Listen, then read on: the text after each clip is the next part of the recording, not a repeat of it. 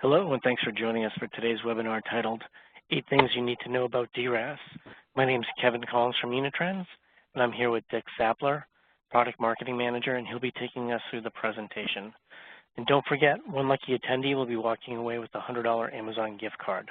We'll contact the winner via email after the webinar. But before we get started, I'd like to cover a few housekeeping items. This session will be recorded, and after the event, you'll receive an email with a link to the on-demand version.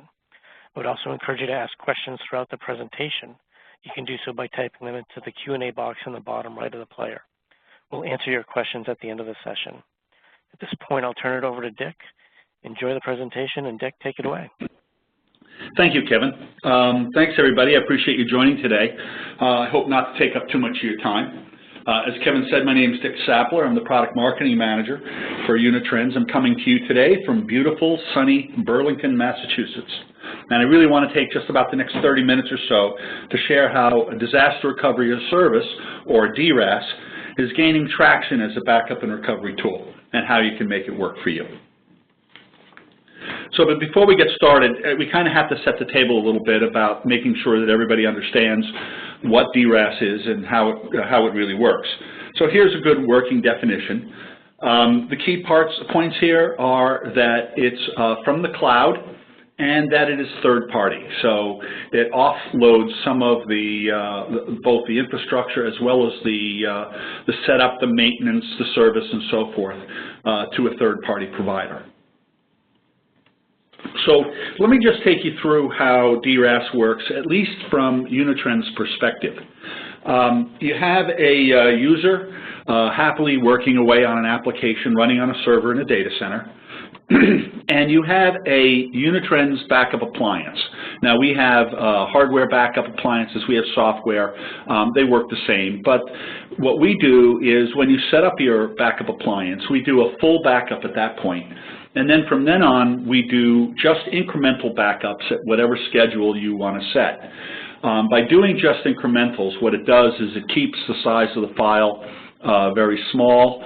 The incremental then goes onto the appliance and updates the full backup that's housed there on the appliance. By doing incrementals, what you do is you reduce the impact on this server that's providing the production applications to the user. So the backups are stored on the backup, and then if you have a local disaster, such as the loss of that server or file corruption and so forth, you can actually spin up the application on the backup appliance and get your recovery off of the appliance. And you can run that with no impact on the user at all. So then what you do is after you do each incremental backup, immediately incremental is sent to the Unitrends cloud over the WAN. Now, we have full WAN optimization with deduplication and compression, but these files tend to be pretty small. So, but the point here is that the files are going up to the Unitrends cloud. We're not waiting for a disaster to happen before we move the data up into the cloud. So we have full appliances up in the cloud that can then host a failed application. So if you lose the server, then the users can be automatically redirected to using the applications out of the cloud. It's all built in. There's software integration between our hardware appliances and the Unitrends cloud.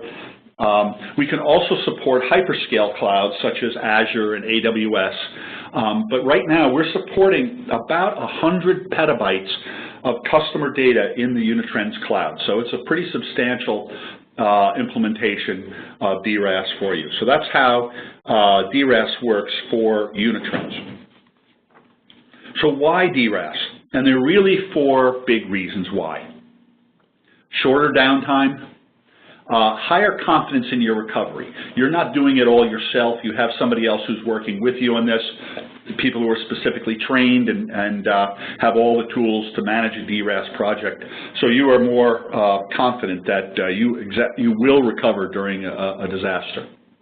You also can easily spin up test and dev environments based upon your backup software. We have in our hardware appliances the ability to designate which files you want and the amount of storage to designate and so forth. And so if you want to do some software testing or patch testing and so forth, you can easily spin up a test and dev environment in the cloud that won't affect your production environment. And really, it's a better use of your time. IT is really strained as far as time and budget is going today. So by outsourcing and offloading this disaster recovery to a third party allows you to go off and do things that only you can do. But really, the benefit, the financial benefit, is shorter downtime. And so what I did was I built this little table here to show what even improving your uptime by a few percentage points means as far as reducing the cost of downtime. We use 9,000 per minute. That's pretty much an industry average. It's obviously much less for SMBs, but much more for large enterprises. But you can see that even just moving from 99 to 99.9% uptime, you literally save your company millions of dollars per month. So, but a DRaaS can vary dramatically across providers based on price, the coverage, the whole concept of an SLA, or service level agreement, and recovery time. So what I've done is I basically lay out 8 features that you should look for as far as DRaaS and your DRaaS provider. And the first is a really important one. Is you need to have a performance SLA. An SLA is a service level agreement, which is basically a contract between you and your service provider that they will perform according to some predefined terms. And for us, for Unitrends, we have an offer a 1-hour SLA guaranteeing that your applications will be up and running within an hour. Our performance is obviously much better than that. We go up within minutes or seconds. But what it means, having an SLA means, is that you have our attention during a downtime event, because if we don't perform, obviously there's a financial hit to us. So few DRaaS providers will provide an SLA, and no hyperscale providers, Amazon or Azure, will provide an SLA, because with them, it's all on you. You are basically managing your own disaster recovery program when you use a hyperscale provider. So on our SLA, it's obviously in our best interest to make sure that we can recover. So included in our SLA is automated testing, and we will provide the test results on a monthly basis or whenever you want it, and we actually test right up to the point of bringing up and booting up the application, so we know that everything's actually in place. So number 1, get a performance SLA. Number 2, watch out for hidden fees. DRaaS providers, particularly hyperscale providers, while cloud storage and all is much less expensive, there are fees that you have to know and be aware of. So, for example, within the hyperscale clouds, there's a concept called retrieval fees. And so the way the hyperscale cloud works is they have a storage cloud and they have a recovery cloud. And your data is actually stored long-term in the storage cloud. And in order to move that data out of the storage cloud to the recovery cloud, you encounter what's called a retrieval fee that's per gigabyte, and it's quite substantial. So that if you actually start having multiple recoveries, you have to pay multiple retrieval fees for each event. With Unitrends, you get 30 days per year of actually spin up and production sign with your contract at no additional cost. So there are no retrieval fees, obviously, for Unitrends. We hold your data as warm data in our recovery cloud, so that obviously the recovery is much, much faster. With Azure and AWS, it can be up to 4 hours to get the data across those 2 clouds. So to help you with this and watching out for recovery fees, we've actually built a DRaaS and cloud cost calculator that's available on our website. You can go there and you can put in whatever variables you want, the number of years you want the assets protected, the amount of data, the number of recovery times you're averaging, and so forth. And you can see for yourself then the cost differences between the hyperscale cloud and the Unitrends cloud. So point number 3, you want to couple DRaaS also with data protection. Now the cloud is really an ideal place for long-term data storage. You should have a retention guidelines from your corporation. So large corporations have records managers, and they have a data retention schedule. And if you look at them for large enterprises like I have, there are probably 100 different types of data that need to be restored and saved forever. So if you're a drug company, for example, anytime you have a patient adverse reaction to a drug, anytime you have an accidental chemical spill, the minutes of your board of directors, things like that, literally are mandated that those be retained forever. So the cloud is really an ideal place to be able to store those records. It's isolated from your production data. It's remote from ransomware, and that's really becoming a very large issue.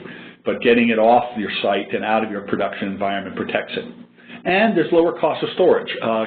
Keeping it up in the cloud is obviously much less expensive than on spinning disks somewhere within your data center, or you trying to manage tapes and moving those tapes around your environment. So you can combine disaster recovery with long-term retention of data.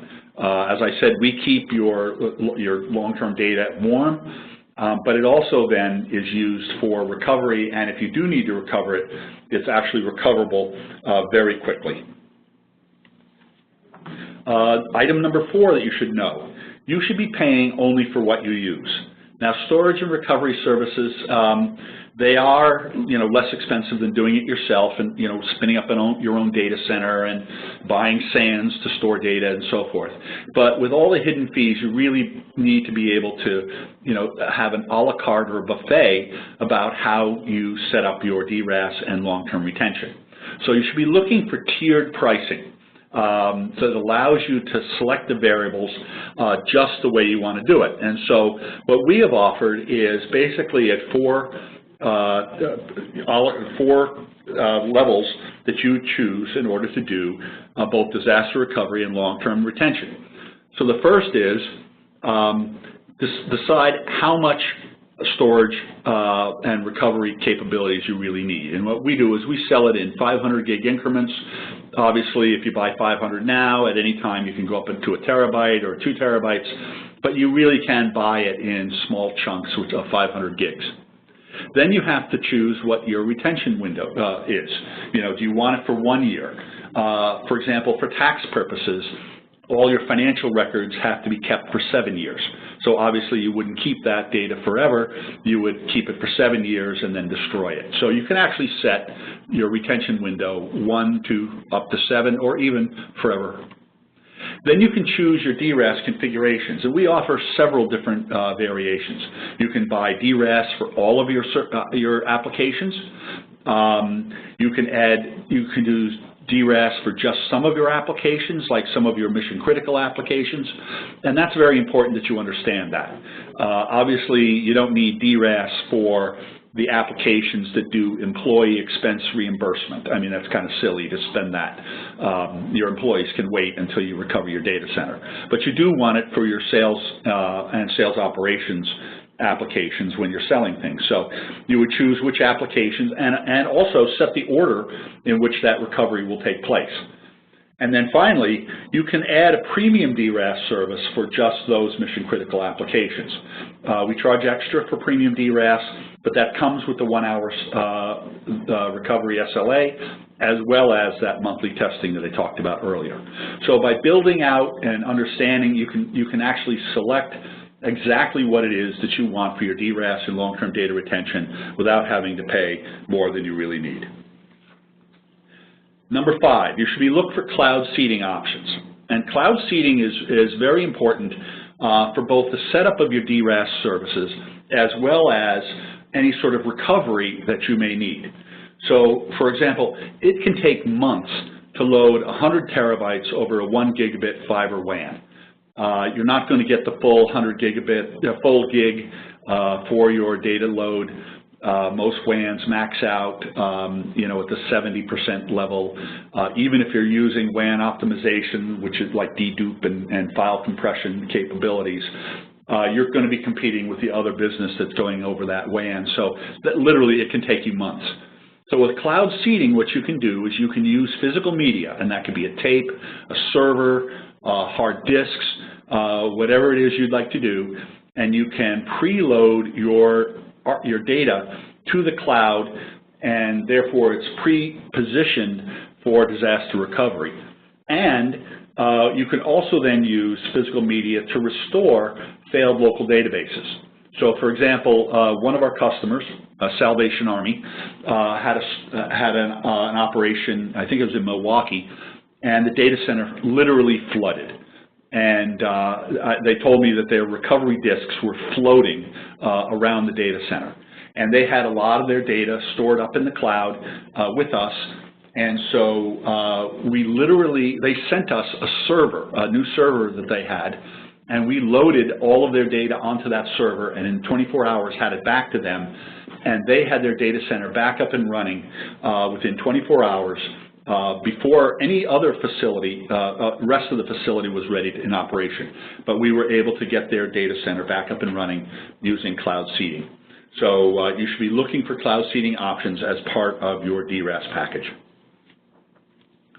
Number 6, DRaaS can also protect cloud apps. So we have, for example, our software backup appliance called Unitrends Backup, and this can protect IaaS or PaaS services. So what you do is you literally deploy, and you can buy this, get a license for backup, our backup appliance from AWS or Azure, and deploy it within the cloud, and then point your cloud applications to our backup software. And obviously you'd want it in a different cloud facility than where your applications are running. You can even fail over from Azure to AWS if you really want to make sure that your cloud provider, if it goes down entirely, your applications are still protected. But you can fail over and replicate your applications within the clouds. So it's a very nice option, particularly as corporations. New startups are doing more and more of their initial data center startups within the cloud, and you can get DRaaS protection for those cloud deployments. Number 7, I can't talk enough about testing and the need for testing with DRaaS. If you really look at an application, it's a complex mix of servers, hardware, disks, settings, software, applications, and so forth. And literally, if any single one of those attributes are not in line, then your application's not coming back. And so you should have automated and regular testing at least once a month to your DRaaS environment to make sure that your applications really will recover. Also, you should test any time you make change to your infrastructure. If you add a server, if you add an application or change a database, you should test that to make sure. And if they don't come back, you need to understand what's failed so that you can make adjustments to your environment and make sure that you will be able to recover the next time. And Unitrends recovery testing with our recovery assurance software actually issues a formal report that says that you could recover, the amount of time it would take to recover, whether that would meet your RPO and RTO objectives. And that report actually is formal enough and recognized by agencies such as HIPAA and so forth, so that you can actually use that report to meet your corporate, your federal, state, local, industry mandates. So you should be getting all of this testing from your DRaaS provider. And again, this is from a survey that we did last year from our from just general users as well as Unitrends users, and literally 62% of organizations test their DR plans once a year or less. That is a recipe for disaster. They have no idea whether they will recover or not. Hope is not a strategy. You can't just hope that what you're doing is right. The only way to really know is to test it and get reports that say that it will function, and then get those reports to your management or your stakeholders or to regulatory agencies if so required. And number 8, you really should understand the advantages of purpose-built clouds. Purpose-built clouds are clouds that are, their whole purpose is to provide disaster recovery as a service. And what you do by using a purpose-built cloud is you're basically working with experts in DRaaS and using their expertise to help you with disaster recovery. You can do everything that we offer in a purpose-built cloud. You can do that in a hyperscale cloud, but that's on you. So with a purpose-built cloud, the first point is there's seamless integration between your backup appliance and the cloud. Unitrends offers the appliances and the cloud. If you have a problem with your DRaaS, you don't have to try to figure out whether it's with the appliance or with the cloud or with the WAN or the testing or whatever. You make one call and you get it all taken care of. That's called holistic support. So that comes with the purpose-built cloud providers as well. Total cost of ownership, pricing, I showed you the calculator. You can do that. You can see, you can get a single contract. You understand exactly what it's going to cost. No hidden fees, no surprises. And you get the SLA and predictable recovery times. The testing will tell you exactly what the recovery times should be, as well as the SLA to back it up. So again, just a few words. Those are the 8 factors you should be looking for in DRaaS. Just a few words about Unitrends. We're all about simplicity. If you were to try to build your own recovery appliance, you'd probably have to have 8 or 9 applications, pieces of hardware. You'd have to worry about versions of each, upgrades, and so forth. With us, it's all in there. And our appliances are delivered in hardened Linux. So we have written it so that everything is turned off. It's not vulnerable to ransomware. Ransomware generally targets Windows appliances and Windows servers because of the volume of Windows, obviously. There's so many Windows servers out there, but also that Windows is kind of an open architecture and it's easier to exploit. So we deliver our appliances in hardened Linux, and there's purpose-built software that goes between the appliance and the Unitrends cloud. Even though we can support, AWS or Azure, we like dealing, obviously, with our own cloud and our own people. So Unitrends literally can support all of these sorts of architectures. We can do site-to-site replication. We can, in fact, that's probably right now, the most typical type of backup and business continuity architecture that we deploy. Enterprises that have multiple sites and use the different sites as their backup locations, particularly those that have a national presence and can literally fail over between Nashville and Chicago, for example. But we can also support, hyperscale clouds, our Unitrends cloud, or service provider, MSPs, service provider clouds. If you have a technology partner that would really like you to use their disaster recovery as a service, our appliances can work with them as well. So work with us, talk to us, and we can support all of these sorts of environments. So we consider ourselves kind of new world backup. There's no finger pointing, single vendor. We can do physical and virtual DRaaS. We cover both physical and virtual products, and we have a recovery assurance application for testing physical and virtual products. Infinite retention, if that's what you need. 1-hour recovery SLA, WAN optimization with data seeding. So I just wanted to show you, watch this change here. This is the 2016 Magic Quadrant for DRaaS from Gartner, and you can see Unitrends there in the blue that we were the only DRaaS vendor in the Magic Quadrant that, first of all, we're the only vendor that's in both the backup as well as the DRaaS Magic Quadrant. There are literally hundreds of vendors that are vying to get into these Magic Quadrants, and we're the only one that's in both.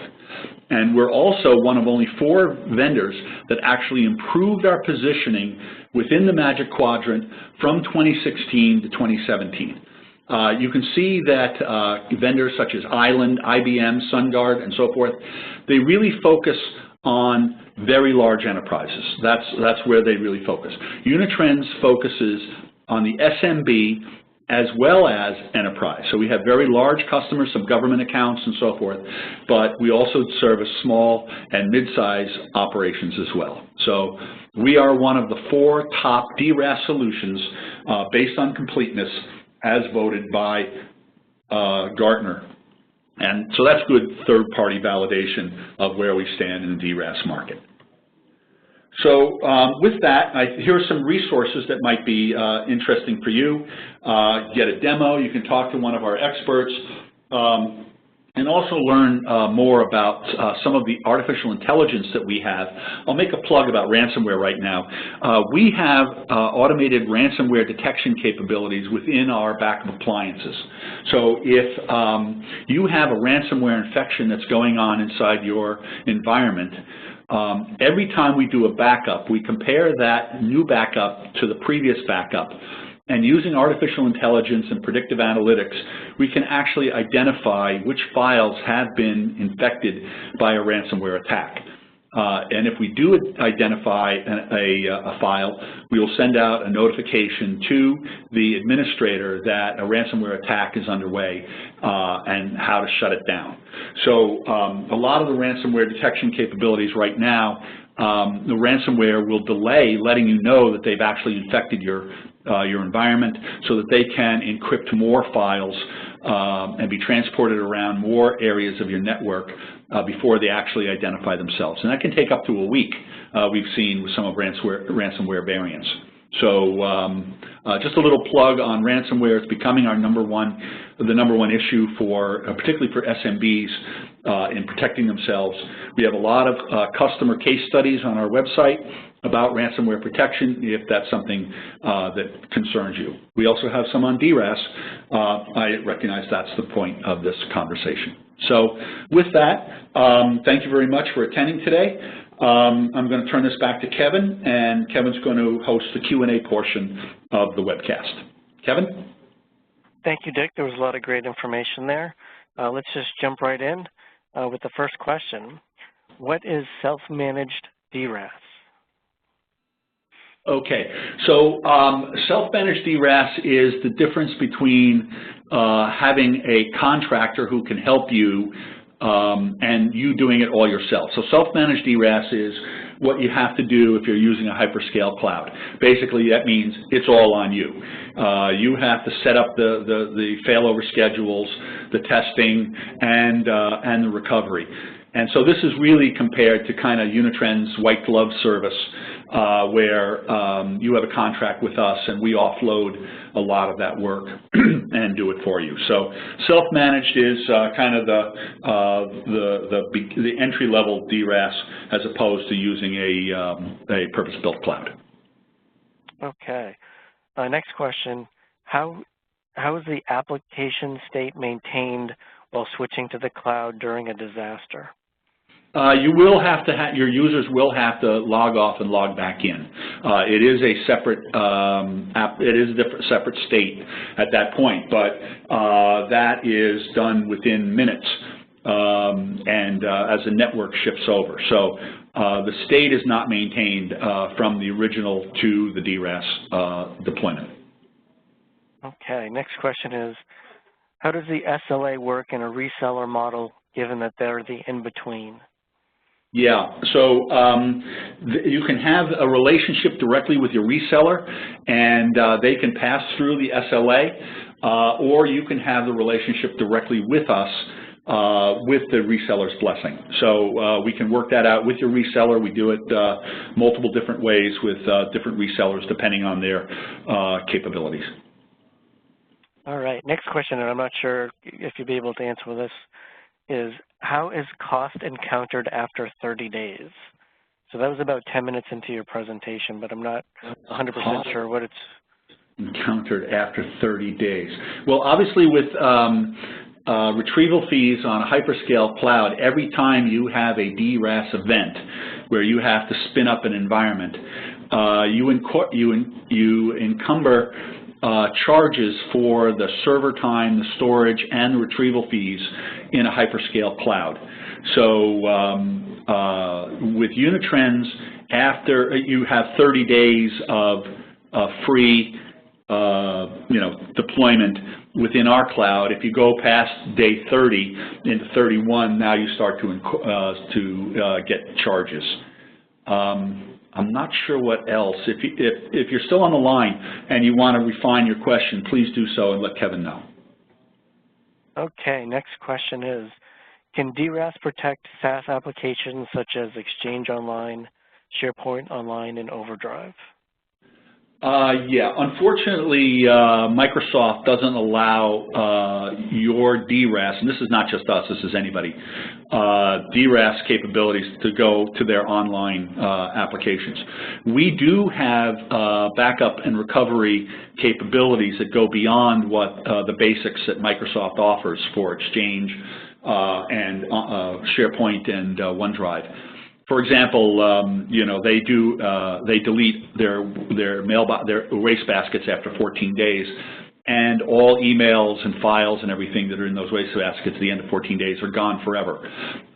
With our Office 365 backup and recovery program, you get forever retention, self-recovery, and so forth. So, but it's a different service from DRaaS, and that's just because of the way that Microsoft has it set up.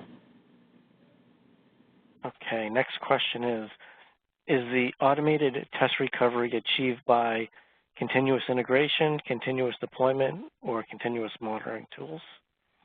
So what we do is we actually attempt to spin up the applications in the order in which you want them spun up, and right up to the point of actually deploying them. So I'm not sure which of the three features this would fall under, but we actually bring them up to make sure that they can come up if they're required. So it's per instance, but you can set up the recovery period. So if you want to test it weekly, monthly, then we can do. But we actually do try to bring the applications up. That's how we test. All right. Next question. When the data is transferred to your Unitrends cloud, is it CJIS compliant? It can be encrypted. I'm not sure what CJIS is, but it can be encrypted. It is compressed. It can be deduped. We have all of the WAN optimization features. So we do this for hospitals. We do this for federal agencies. And our cloud is HIPAA compliant, as well as meets the cloud storage requirements for multiple industries and multiple mandates. So you can work with us as far as finding out which of these actually works or which we have compliance for already. And we can also work as far as getting ratings if that's really a requirement for you. Okay. And a follow-up to that, is the data encrypted during the transfer and at rest? It can be. It can be encrypted in flight. It can be also stored encrypted within the cloud. Yeah, we generally don't encrypt within the data center because generally the Unitrends appliance is within the rack of the servers. But coming out of the back of the backup appliance, it will be encrypted for passage to the cloud if you want it to be. Okay. The next question is, does DRaaS only protect the cloud app?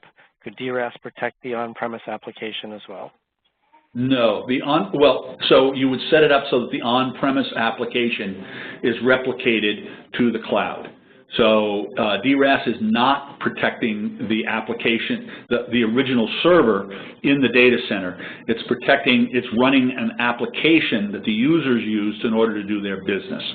So they will have to log, if you lose that server, the users will lose their state, but they'll be directed to then log into the same application with the same data pre-positioned in the cloud so that they can continue doing their job.